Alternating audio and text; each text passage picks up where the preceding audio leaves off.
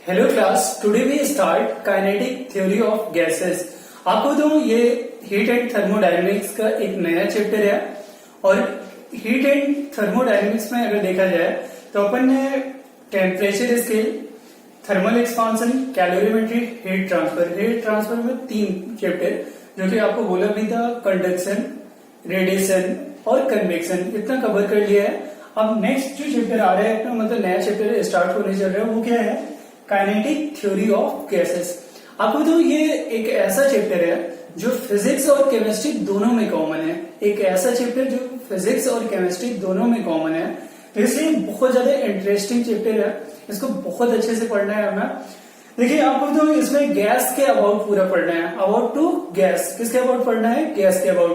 तो उसकी प्रॉपर्टी क्या है, वो किस तरीके से एक्ट करते हैं, उस पर फोर्स लगता है या प्रेशर कितना हो सकता है, बस किस टेम्परेचर पे के होते हैं, प्रेशर कितना आ रहा है, अगर टेम्परेचर बढ़ा रहे हो प्रेशर का वैल्यू क्या होगा, ये सारी चीजें हम इस चैप्टर में कवर करेंगे। लेकिन सबसे पहले हम काइनेटिक थ्योरी ऑफ गैसेस को पढ़ने से पहले कुछ बेसिक चीजें पढ़ेंगे आज के लेक्चर में। वो ये है इंटरमॉलिक्यूलर फोर्स। समझना है यहाँ पे, जैसे गैस को अगर देखा जाए सॉलिड और लिक्विड से किस तरीके से डिफरेंशिएट करेंगे, अलग कैसे, मतलब इसको देखा जाए गैस को सॉलिड और लिक्विड की प्रॉपर्टी से डिफरेंट प्रॉपर्टी कैसे देखते हैं, उसी में एक प्रॉपर्टी होती है इंटरमॉलिक्यूलर फोर्स। समझना बच्चे यहाँ पे, इंटरमॉलिक्यूलर फोर्स, इंटरमॉलिक्यूलर फोर्स। अब इंटरमॉलिक्यूलर फोर्स क्या होते हैं तो समझना है यहाँ पे, interaction between two particle of a solid, liquid और गैस। सबसे बेस्ट है यहाँ पे, interaction between two particle in a matter is called intermolecular force. अब मैटर बोल रहा हूं तो सॉलिड भी हो सकता है, लिक्विड भी हो सकता है और गैस भी हो सकता है। तो ध्यान दें यहाँ पे इंटरमॉलिक्यूलर फोर्स के बिहाफ पे सॉलिड, लिक्विड और गैस को कैसे डिफरेंशिएट करेंगे। तो आपको जो सॉलिड में अगर देखा जाए, सॉलिड में इंटरमॉलिक्यूलर फोर्स IMF ग्रेटर होता है किसके कंपेरिजन में? तो यहाँ पे लिक्विड के। किसके कंपेरिजन में? लिक्विड के। क्या? IMF का मतलब इंटरमॉलिक्यूलर फोर्स। और फिर लिक्विड का किससे मोर देन होता है? तो याद रखना यहाँ पे गैस। किससे? गैस से। क्या? Intermolecular force. और एक चीज ध्यान देना, एक आइडियल गैस होता है जो कि काइनेटिक थ्योरी ऑफ गैसेस में पूरा kinetic of theory of gas जो है वो पूरा बेस्ड है आइडियल गैस पे। पास हो जाएगा ना? तो आइडियल गैस अगर देखा जाए तो गैस के कंपैरिजन, गैस का इंटरमॉलिक्यूलर फोर्स आइडियल गैस से ज्यादा होता है, आइडियल गैस से ज्यादा होता है। तो यहाँ पे आइडियल गैस भी ले रहा हूं जिसकी प्रॉपर्टी मतलब नेक्स्ट लेक्चर में अपन कवर करेंगे। आइडियल गैस समझ में आ रहा है ना? Intermolecular force. अब सबसे ज्यादा मैंने इंटरमॉलिक्यूलर फोर्स किस में बताया, तो डेफिनेटली यहाँ पे सॉलिड में बोला, डेफिनेटली किस में बोला? यहाँ पे सॉलिड में। उसके बाद देखा जाए तो लिक्विड में, फिर गैस में, फिर क्या होता है यहाँ पे? आइडियल गैस में। अब इंटरमॉलिक्यूलर फोर्स क्या होता है? दो पार्टिकल के बीच में force of interaction is called intermolecular force. अगर कोई भी मैटर हमने लिया, अब अगर मान लो यहाँ पे इन दोनों पार्टिकल के बीच में फोर्स का वैल्यू ज्यादा है तो ये ज्यादा क्लोज होंगे, ये ज्यादा क्लोज होंगे, ज्यादा पास होंगे। तो आप खुद सोचो यहाँ पे कि सॉलिड के पार्टिकल तो ज्यादा क्लोज होते हैं, सॉलिड के पार्टिकल क्या होते हैं? एक दूसरे के ज्यादा क्लोज होते हैं। लेकिन अगर मैं बात करूं लिक्विड के, ये किसकी बात कर रहा हूं? यहाँ पे सॉलिड के। अगर यहीं पे बात करते हैं लिक्विड की, तो यहाँ पे थोड़ा से देखा जाए तो लिक्विड के पार्टिकल थोड़ा सा डिस्टेंस पे होंगे, किसके कंपैरिजन में? यहाँ पे सॉलिड के। और बात करें अगर यहाँ पे गैस के, तो गैस के अबाउट देखा जाए तो यहाँ पे थोड़ा सा ज्यादा डिस्टेंस पे होगा, किसके कंपैरिजन में? तो यहाँ पे लिक्विड के। बात सही आ रहा है? इसी तरीके से क्या होता है यहाँ पे? Ideal gas. आइडियल गैस में देखा जाए तो यहाँ पे एक तो टाइनी होता है पार्टिकल, टाइनी का मतलब क्या होता है? बहुत हल्का। बात सही आ रहा है ना?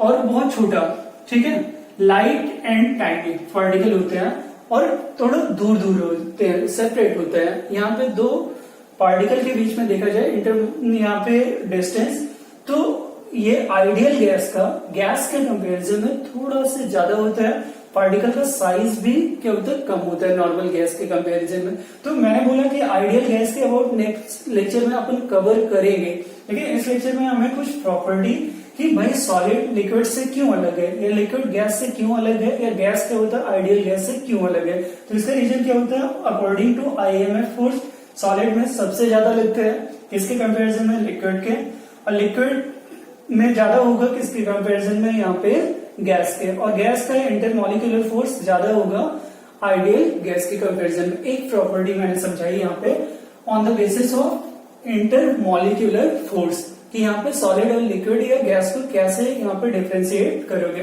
दूसरी प्रॉपर्टी अगर देखा जाए तो सेकेंड प्रॉपर्टी क्या होती है, पोटेंशियल एनर्जी। ध्यान देना बच्चे यहाँ पे पोटेंशियल एनर्जी।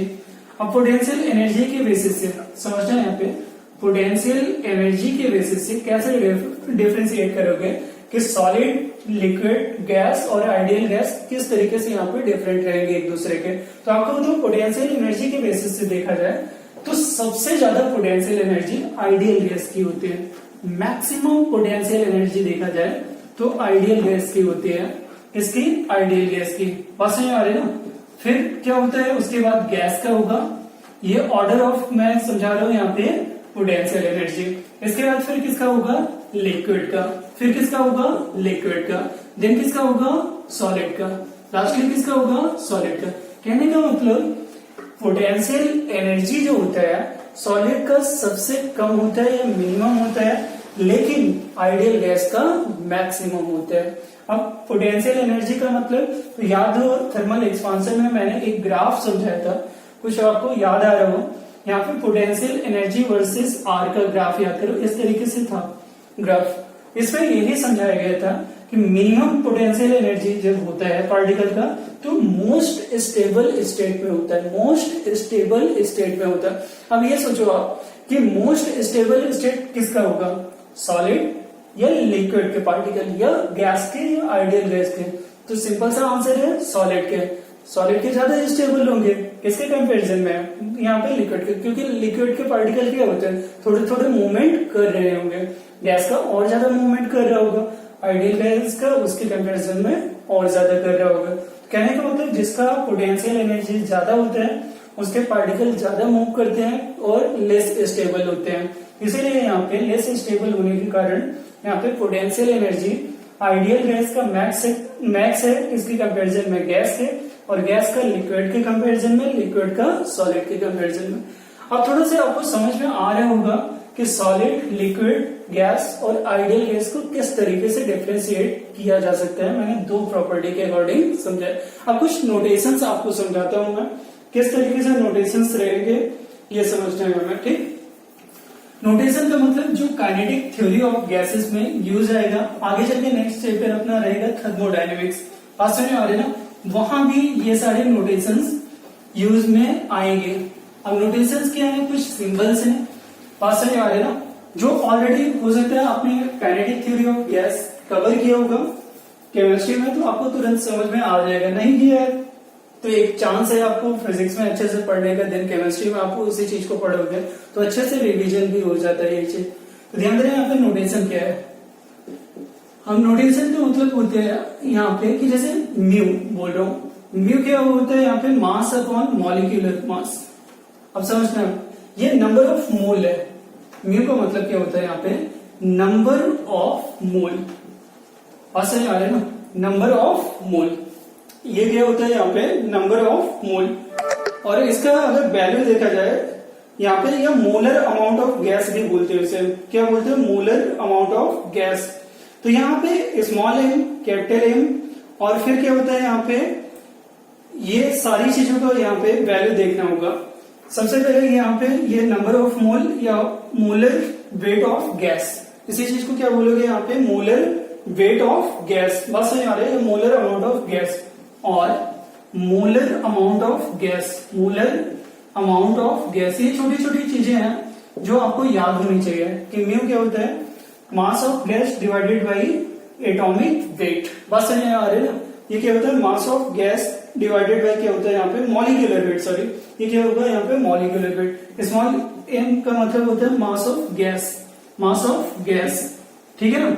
और यहाँ पे देखा जाए तो कैपिटल एम का मतलब क्या होता है, मॉलिक्यूलर वेट, मॉलिक्यूलर वेट, समझ में आ रहा है ना, ये क्या हो जाएगा यहाँ पे मॉलिक्यूलर वेट। जब क्वेश्चन आप करोगे तो वहां पे आपको मैं समझाता चलूंगा कि म्यू का मतलब ये मास अपॉन, और ये चीज केमिस्ट्री में ऑलरेडी आपने पढ़ रखी होगी, मोल कॉन्सेप्ट केमिस्ट्री में एक चैप्टर है, तो फिर भी ये जस्ट रिवीजन, बात समझ आ रही है इसलिए पढ़ा रहा हूँ। तो ध्यान दें यहाँ पे म्यू का मतलब नंबर ऑफ मोल, या क्या होता है यहाँ पे मोलर अमाउंट ऑफ क्या होता है गैस, बात समझो, मोलर अमाउंट ऑफ गैस, ठीक है। अब यही फॉर्मूला n अपॉन क्या होता है यहाँ पे n नॉट, ये किसके इक्वल होता है यहाँ पे n अपॉन n नॉट। अब यहाँ पे ये सोचना होगा कि n क्या है, तो याद रखना है यहाँ पे कैपिटल n का मतलब होता है नंबर ऑफ गैस, बात समझ आ रही है ना। यहाँ पे जो कैपिटल n दे रखा है इसका मीनिंग क्या होगा, तो डेफिनेटली यहाँ पे नंबर ऑफ क्या होता है gas molecule, number of gas molecule, gas molecule, ठीक है, गैस मॉलिक्यूल। अब दूसरा एन नॉट क्या होता है, ये अवोगाड्रो नंबर होता है, बात समझ आ रहा है, जिसका वैल्यू कितना होता है यहाँ पे एन नॉट का 6.023 इंटू 10 टू द पावर 23। याद रखना है यहाँ पे ये नंबर, ये अवोगाड्रो नंबर होता है, ये क्या होता है यहाँ पे अवोगाड्रो नंबर होता है। इसका वैल्यू अगर देखा जाए यहाँ पे किसका एन नॉट का, तो एन नॉट का वैल्यू मैंने कितना बोला यहाँ पे 6.023 इंटू 10 टू द पावर 23 पर मोल, समझ आ रहे हैं, पर मोल। ये याद रखना है यहाँ पे किसी भी गैस में एक मोल में कितना नंबर ऑफ यहाँ पे रहेगा gas molecule 6.023 into 10 to the power 23। तो ये एक बेसिक फॉर्मूला है जिसको आपको याद रखना होगा, ये फॉर्मूला आपको याद रखना है बच्चे यहाँ पे। अब दूसरा फॉर्मूला क्या पॉसिबल है यहाँ पे, ये समझना है दूसरा फॉर्मूला। अब दूसरा फॉर्मूला यहाँ पे बोल्ट्जमैन कांस्टेंट को लेके है, बात में आ रहा है किसको लेके है यहाँ पे बोल्ट्जमैन कांस्टेंट को, और फिर क्या होता है यहाँ पे गैस कांस्टेंट यूज में आता है। तो ये सारी चीजें एक एक इसको नोट कर लेना जल्दी से। अब सेकंड पॉइंट पे आता हूँ मैं, ठीक है। एक कैपिटल आर, ध्यान देना यहाँ पे कैपिटल आर, कैपिटल आर क्या होता है गैस कांस्टेंट होता है, कैपिटल आर क्या होता है यहाँ पे गैस कांस्टेंट होता है। इसका वैल्यू क्या होता है यहाँ पे, इसको बोलते हैं यूनिवर्सल गैस कांस्टेंट, जिसका वैल्यू कितना होता है 8.31 इन एसआई यूनिट, बात समझ आ रहे हैं, इन एसआई यूनिट। इसको बोलते हैं यहाँ पे यूनिवर्सल गैस कांस्टेंट, बात समझ आ रही है ना। ये भी आपको पता होगा, ये आर जो है ये भी ऑलरेडी आपको पता होगा कि 8 पॉइंट कितना होगा 31, और ये क्या होता है यहाँ पे यूनिवर्सल गैस कांस्टेंट, ठीक है। नेक्स्ट पॉइंट क्या होता है यहाँ पे स्मॉल आर, बात समझ आ रही है ना। और हाँ यूनिट याद रखना है यहाँ पे, ये जूल पर मोल केल्विन होता है, एसआई यूनिट मैंने तो लिखा ही नहीं, यहाँ पे ध्यान दे रहे हैं यहाँ पे, इसका यूनिट क्या होगा जूल पर मोल केल्विन, पर मोल केल्विन, समझ आ रहे ना। ये चीज याद रखना है यहाँ पे गैस कांस्टेंट का वैल्यू। इसके अलावा जो सिंबल यूज में आएंगे, एक बोल्ट्जमैन कांस्टेंट आएगा, एक क्या होता है यहाँ पे बोल्ट्जमैन कांस्टेंट आएगा, बोल्ट्जमैन कांस्टेंट, ठीक है।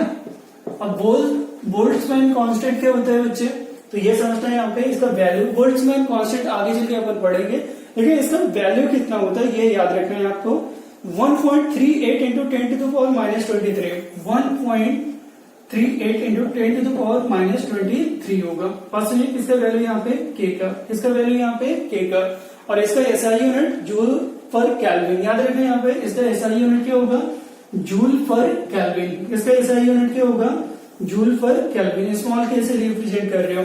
स्मॉल के का अगर देखा जाए फॉर्मूला, बच्चे ध्यान देना यहाँ पे स्मॉल के का फॉर्मूला अगर देखा जाए तो क्या होगा यहाँ पे R divided by N naught, R divided by N naught. कहने का मतलब क्या होता है गैस कांस्टेंट को अगर नंबर ऑफ मोल से डिवाइड कर दो तो यहाँ पे बोल्ट्जमैन कांस्टेंट मिल जाता है, बोल्ट्जमैन कांस्टेंट मालूम हो जाता है। अब ये चाहे वैल्यू रख के यहाँ पे R का वैल्यू चेक भी कर सकते हो, R का वैल्यू आप चेक कर सकते हो। क्या कुछ समझ में आ रही है, ये चीज जल्दी से नोट करना। इसके बाद नेक्स्ट पॉइंट क्या होता है यहाँ पे डेंसिटी ऑफ गैस, बात समझ में आ रहा है ना, डेंसिटी ऑफ गैस। अब डेंसिटी का भी फॉर्मूला यूज में आएगा, तो ये दूसरा पॉइंट मैंने समझाया था। तीसरा पॉइंट ध्यान देना यहाँ पे थर्ड पॉइंट क्या होता है यहाँ पे density of gas, mass upon volume of gas, समझ में आ रहा है ना, डेंसिटी ऑफ गैस। तो डेंसिटी सिंपल सी बात है। सिंपली अगर देखा जाए तो ये क्या होता है, मास अपॉन वॉल्यूम ही तो होता है। डेंसिटी का फॉर्मूला क्या होता है, मास अपॉन वॉल्यूम। तो इतने सारे फॉर्मूले जो यूज में आ रहे हैं आपके, ये हमें याद रखना है यहाँ पे कि ये डेंसिटी मास पर यूनिट क्या होता है, यहाँ पे वॉल्यूम रहेगा। इसी तरीके से आपको बताऊं कुछ चीजें और याद रखनी है, जैसे एनटीपी एसटीपी क्या होते हैं, ये भी थोड़ा सा यहाँ पे कंफ्यूजन ना रहे आपको, ये भी बार बार यूज में आएगा। कई सारे न्यूमेरिकल आपको रहते हैं जिसमें लिखा होता है एनटीपी या फिर एसटीपी, तो ये भी थोड़ा सा एक्सप्लेन कर दे रहा हूं यहाँ पे। एनटीपी और एसटीपी दोनों में डिफरेंस क्या है, एनटीपी और दूसरा क्या होता है एसटीपी। और सही आ रहे हैं ना, एसटीपी। आई होप बहुत सारे बच्चे जानते भी होंगे। यहाँ पे normal temperature pressure, standard temperature pressure, ध्यान दे रहे हैं यहाँ पे normal temperature pressure, standard temperature pressure. अब नॉर्मल टेम्परेचर प्रेशर में अगर देखा जाए तो तीन चीजें, वॉल्यूम, प्रेशर और क्या होता है यहाँ पे टेम्परेचर। क्या क्या मैंने बोला यहाँ पे टेम्परेचर, फिर क्या होता है यहाँ पे प्रेशर और फिर क्या होता है यहाँ पे वॉल्यूम। तीन चीजों का वैल्यू याद रखना है यहाँ पे। टेम्परेचर का वैल्यू हमेशा याद रखना 273, कितना होता है यहाँ पे 10 डिग्री या 273। नॉर्मल टेम्परेचर प्रेशर का 0 डिग्री या 273.15 केल्विन। समझ आ रहा है ना। यही सिमिलर क्या होता है यहाँ पे एसटीपी के लिए भी क्या हो सकता है, क्या यही चीज अगर देखा जाए तो सिमिलर एसटीपी के लिए भी पॉसिबल है। ऐसा बस यहाँ पे जगह से स्लाइटली डिफरेंस है, यहाँ पे 0.01 डिग्री ऐसे आ रहे। ये भी अप्रोक्सीमेट देखोगे ऐड करके तो ये कितना आता है, यहाँ पे ये आ जाएगा आपको 2 और कितना हो जाएगा यहाँ पे 273। सॉल्व करके चेक कर लेना, 16 केल्विन आएगा। बात समझ आ रहा है। अब आप सोच रहे होंगे कि NTP STP most probable same ही है, वही 273.15 और ये 273.16, ये कितना 273.15। तो यहाँ पे डिफरेंस दोनों में एक 0 डिग्री एक 0.1 डिग्री। अच्छा एसटीपी कहाँ पे यूज है, जब प्रैक्टिकल आप कर रहे हो तो वहां पे स्टैंडर्ड टेम्परेचर प्रेशर लिया जाता है। लेकिन ऐसे अगर आपको बोले जाए रूम टेम्परेचर तो मतलब नॉर्मल टेम्परेचर बात हो रही है, तो नॉर्मल टेम्परेचर प्रेशर के लिए ये वैल्यू याद रखना। प्रेशर 1 atm होता है, एटमॉस्फेरिक प्रेशर। एसटीपी पे भी सेम रहेगा 1 atm। बात समझ आ रहे। वॉल्यूम याद रखना है यहाँ पे 22.4 लीटर। बात समझ आ रहे ना। और इसमें भी वॉल्यूम सिमिलर रहेगा। तो आपको बताऊं एनटीपी हो या एसटीपी, डेटा आप सेम ही लेके सॉल्व करोगे, आंसर सेम ही आएगा। फर्क क्या होता है, यहाँ पे 16 आ रहा है पॉइंट में और इधर आ रहा है पॉइंट में 15। इतना सा फर्क है यहाँ पे एनटीपी और दूसरा क्या होता है यहाँ पे एसटीपी। अब कुछ डेटा और ध्यान देना है, यहाँ पे समझा देता हूँ कि 1 लीटर में कितना यहाँ पे मीटर क्यूब आता है वैल्यू। बस सही आ रहा है ना। तो 1 litre is equal to -10⁻³ metre cube. याद रखना ये भी फॉर्मूला है कि यहाँ पे 1 लीटर में क्या होता है 10⁻³ मीटर क्यूब वैल्यू रहेगा। ठीक, इसके अलावा वाटर का अगर देखा जाए तो यहाँ पे डेंसिटी ये भी कई बार आता है जब सॉल्व करते हैं, तो ये क्या होता है kg/मीटर क्यूब। कहने का मतलब 1 मीटर क्यूब का अब क्या होता है यहाँ पे फुल। देखो बात समझ आ रही है ना। अब 1 मीटर क्यूब का एक फुल है तो उसमें कितना वाटर आ सकता है, तो 1000 लीटर वाटर आ सकता है। बात समझ आ रही है, या 1000 kg आप बोल सकते हो। ठीक, 1000 kg पर क्या होता है यहाँ पे मीटर क्यूब। समझ में आ रहा है ना। तो इतना डेटा आपको याद रखना है। आज के लेक्चर में सिर्फ नोटेशन और यहाँ पे सॉलिड लिक्विड गैस को किस तरीके से डिफरेंशिएट किया गया इस चीज को पढ़ाया है। नेक्स्ट लेक्चर आइडियल गैस क्या होता है, क्योंकि काइनेटिक थ्योरी ऑफ गैसेस में हमें गैस के अबाउट प्रॉपर्टी उसकी पढ़नी होगी। फिर कितने लॉज फॉलो करते हैं गैस के लिए, जैसे चार्ल्स लॉ, बॉयल्स लॉ, ये सारी चीजें एक एक करके हर